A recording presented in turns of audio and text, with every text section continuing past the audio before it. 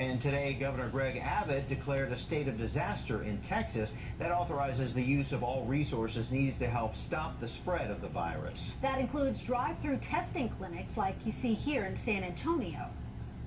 KVU's Mike Marut joins us now with some of the other ways this declaration could help. Mike? Mike Aquita. Mike, what you said, it's going to be opening up resources for the entire state. On top of that, Governor Greg Abbott is calling on state agencies to protect the state's most vulnerable people, seniors.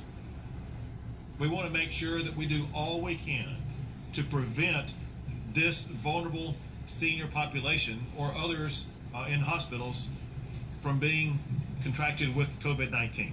Seniors 60 years or older are at the highest risk of dying from coronavirus.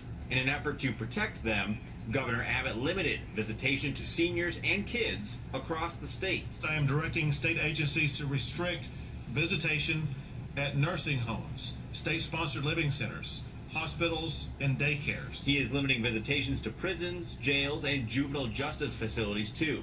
With him at the press conference, Chief of the Texas Department of Emergency Management, Nim Kidd, shared the message to stay calm. While it may be a new virus, novel if you will, it's the same people, policies, and procedures that we have used for decades to serve and protect Texans. On Abbott's right, Dr. John Hellerstedt from the Department of State Health Services emphasized the closures of large events flattens the curve, meaning the number of cases should not spike if people don't gather in huge groups. The basic strategy is to make sure that we slow down the progression of that infection as much as we possibly can in absolutely every community in Texas. In the end, Abbott kept his message for people to stay calm, even as the state has dozens of confirmed cases. This is not a death sentence we're dealing with here.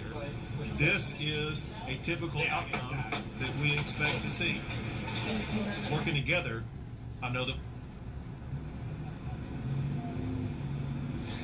Governor Abbott also, like you said, announced a new drive-through facility in San Antonio. We could be expecting one in Austin. He said sometime soon.